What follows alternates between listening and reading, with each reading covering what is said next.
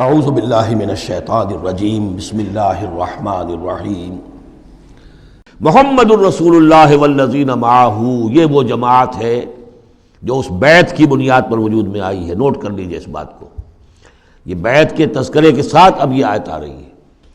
محمد الرسول اللہ صلی اللہ علیہ وسلم ایک بیعت تو وہ لیتے تھے کہ جو کوئی ایمان لاتا تھا ایمان کی بیعت، لیکن جو آپ نے اہل مکہ سے کبھی نہیں لی، بلکہ وہاں تو جس نے بھی کہہ دیا اشہد ان لا الہ الا اللہ واشہد ان محمد رسول اللہ، کوئی فارمل ڈیکلریشن، کوئی اور اس کے لیے کوئی سمبولک کوئی اقدام نہیں تھا، الا یہ کہ کوئی باہر سے آتا تھا تو بیعت ہوتی تھی۔ اس کے بعد آپ نے بیعت مکے میں دو لی ہیں، بیعت عقبہ اولیٰ، بیعت عقبہ ثانیہ۔ اور بیعت عقبہ ثانیہ کی بیعت وہ ہے کہ جس سے اب وہ ایک جماعتی شکل بنی ہے، اس لیے کہ اس کے الفاظ کیا ہیں، متفق علیہ روایت ہے، یہ بخاری اور مسلم دونوں میں،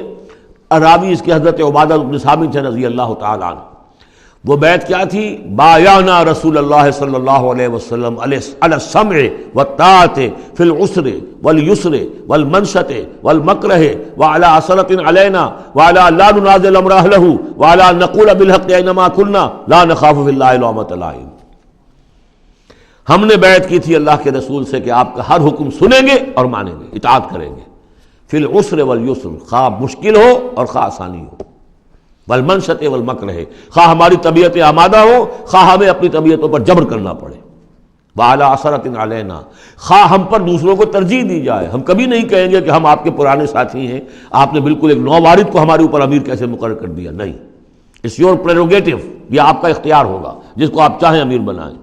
وعلیٰ اللہ ننازع الامر اہلہ، جنہیں آپ والی امر بنا دیں گے، امیر بنا دیں گے، ان سے بھی ہم جھگڑیں گے نہیں، ان سے تعاون کریں گے، ان کی اطاعت کریں گے۔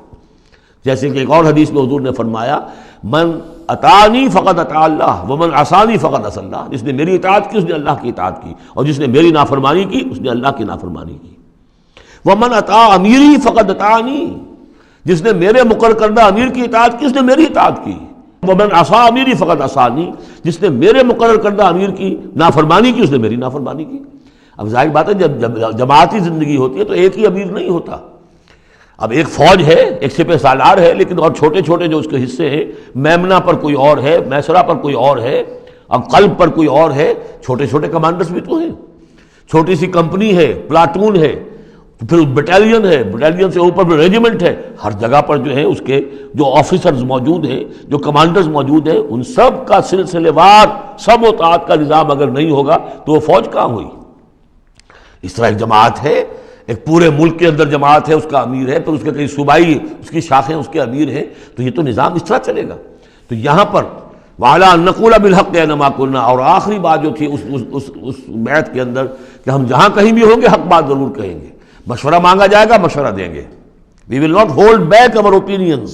ہم اپنی رائے دیں گے، حق بات کہیں گے جہاں کہیں ہوں گے، لیکن اس کے بعد جو فیصلہ ہوگا فَإِذَا عَزَمَ الْأَمْرُ، جیسا کہ ہم پڑھ چکے ہیں، جب فیصلہ ہو جائے تو پھر یہ کہ اللہ اور اس کے رسول کی اطاعت لازم ہے۔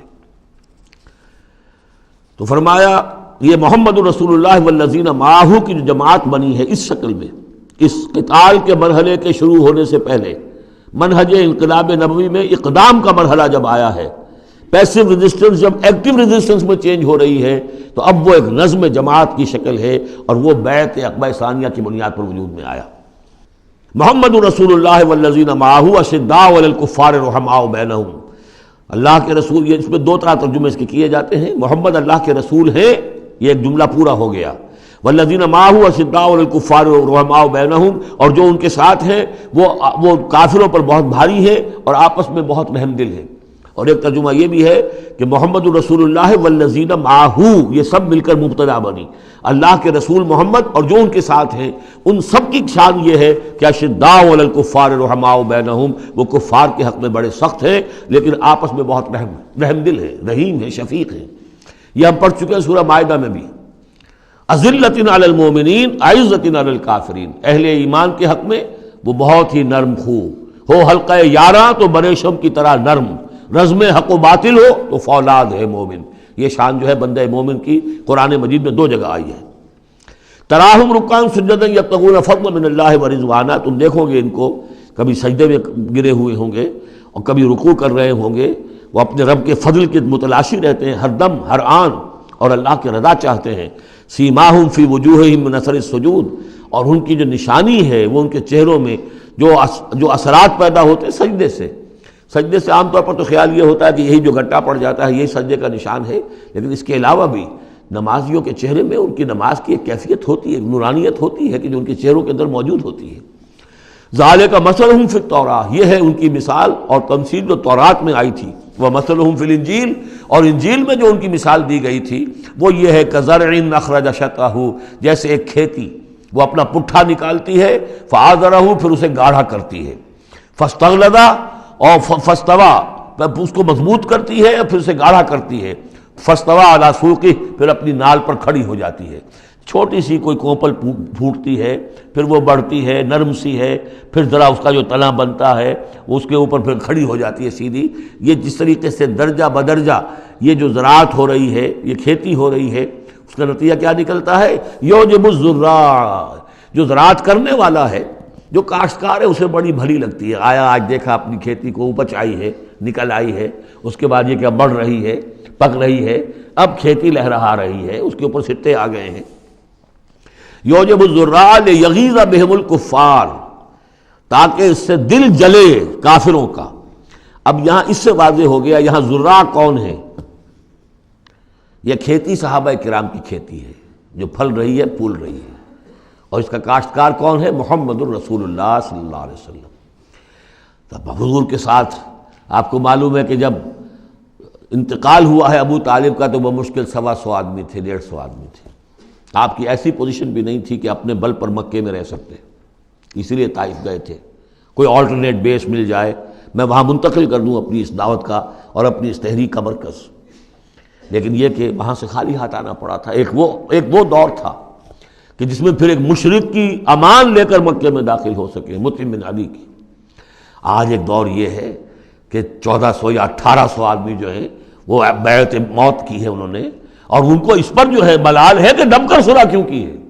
ان کی جو حمیت ایمانی ہے اور غیرت ایمانی ہے وہ ملال اس پر ہے،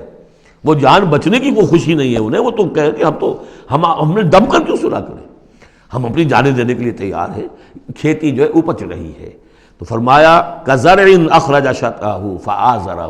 فاستغلظ فاستوى علی سوقہ یعجب الزراع لیغیظ بہم الکفار وعد اللہ الذین آمنوا وعملوا الصالحات منہم مغفرۃ واجرا عظیما۔ اللہ نے وعدہ کیا ہے ان لوگوں سے جو ایمان لائے اور نیک عمل کیے، ان میں سے جو واقعتاً جنہوں نے ایمان اور عمل صالح کا حق ادا کر دیا کہ ان کے لیے مغفرت بھی، اجر عظیم بھی ہے۔ یہاں جو مولانا عثمانی صاحب نے حاشیہ لکھا ہے مجھے بہت پسند آیا کہ اگرچہ حضور کے سارے ساتھی جو ہیں وہ سب کے سب وہی تھے کہ جو ایمان اور عمل صالح کا حق ادا کر چکے تھے، پھر بھی منہم کی ایک قید لگا کر گویا کہ ان کو یہ بات بتا دی گئی ہے کہ اصل معاملہ ہے کہ موت تک انسان قائم رہے اس پر، مبادا بعد میں کہیں کسی کے اندر کوئی تزلزل پیدا ہو جائے، ورنہ یہ کہ اگر کسی کو اس طرح کا یقین دلا دیا جائے تو اس سے تو یہ کہ پھر اطمینان پیدا ہو جائے گا۔ ہونا یہ چاہیے کہ آخری وقت تک ڈرتا رہے آدمی، بین الخوف والرجا کی کیفیت رہے کہ کہیں ایسا نہ ہو کہ میں پھر کہیں آج جس مقام پر اللہ نے مجھے پہنچا دیا ہے کہیں پاؤں پھسل جائے۔ مغفرت و اجر عظیم کا اللہ نے وعدہ فرمایا۔ صدق اللہ العظیم۔